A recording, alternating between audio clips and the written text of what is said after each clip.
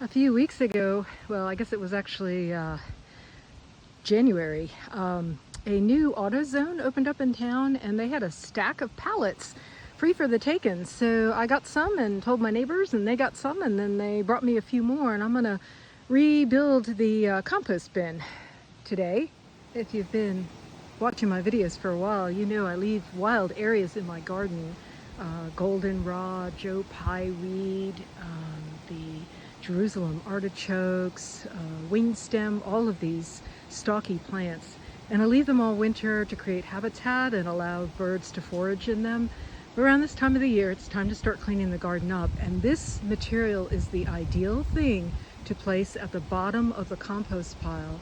The reason being, it will allow airflow to come in at the bottom of the pile and help with the decomposition process. Okay, I've set up a 2-bay compost bin system. Usually I only do 1 bin, and I move the compost bins around. It was in this location about 3 years ago, so you can see the soil is, it's pretty dark looking. I'm gonna make layers of this as I put the new compost pile together. You'll see. Here we go. I've collected up the stalkiness. This is wild lettuce, winged stem, Joe Pye, ironweed, probably some milkweed stalks, and definitely goldenrod stalks in here as well.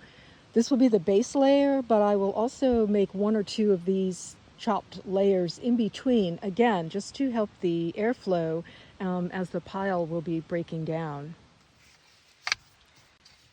Before I throw the stalkiness in, what I'm wanting to do is just, since I've walked in here a few times, I want to fluff this base layer of soil up. Again, this will help with drainage later on, and also just keeps the bottom of the pile percolating. Ooh, I just see something. There is a beautiful piece of mica. We have a lot of this where I'm at here in western North Carolina.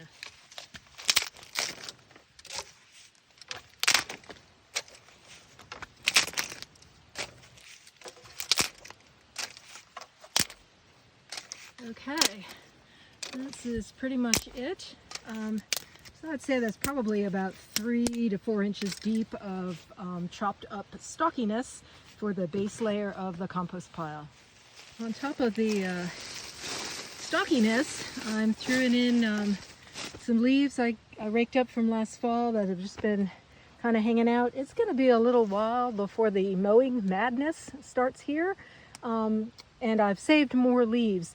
One of the best layering things you can do is a layer of leaves and a layer of grass, or if you have a bagger on your mower, chop up both the leaves and the grass together and intermittently put those mixed layers together into the compost pile. Okay, so I'm just throwing in the kind of slimy grass leaf material that I had. It was the last bagged mowing of grass mixed in with leaves from last autumn, and it broke down somewhat over winter. So I'm just putting it on top of, just tilt this up so y'all can see, I'm just putting it on top of the leaves.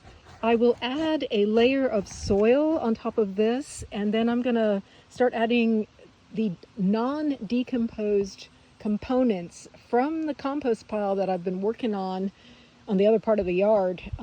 All the kitchen scraps I've been throwing out all winter long, and anything that's not really decomposed, and it doesn't decompose very quickly when it's freezing out, I will be moving those items into this bin as well, and this will fill up fairly quickly.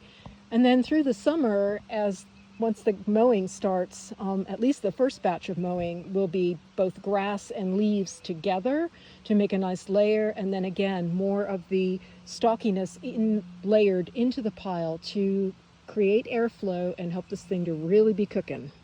Okay, I just moved some of the compost from the other bin in here, and I'll continue to do that, but I'm just going to put a layer of soil, pre-composted soil on top of this. And it's already 4:30 here, and the sun's going down, so it's going to be dark 30 I'll be quitting for the moment. And so I'd like to end this video with some thoughts from Martin Prechtel's book, The Unlikely Peace at Cuchumaquic. Through the agreement, the wild divine, whose mansion is the entire flowering earth, maintains that if humans are going to have houses and villages, then their mutual grandchildren, the domesticated plants, must live in a parallel way, in beautiful plant villages, and not grown like plants imprisoned in a concentration camp of vegetables, or an agricultural mine to extract soulless grain. One of the prominent physical features of old human settlements living outside imperial domination all over the world has always been the obvious presence of man-made mounds of varying dimensions and shapes that have arrayed the edges of villages in a very specific directional placement. It is of utmost importance for all people to remember and recognize that we all descend from tribal village people who, until forced out of this indigenous institution by the overpopulating, power-gathering, political domination of mega-civilizations, that these compost heaps were not only regarded with reverence, but were in most cases the actual physical locations of the most sacred temples and shrines. He goes on to talk about the people who were building these compost piles actually placing things of beauty, beads, and also treasured pottery that may have become broken in the course of use, to add something spiritually and culturally beautiful, energetically, to the compost, which ultimately would feed the food that fed the people of the community.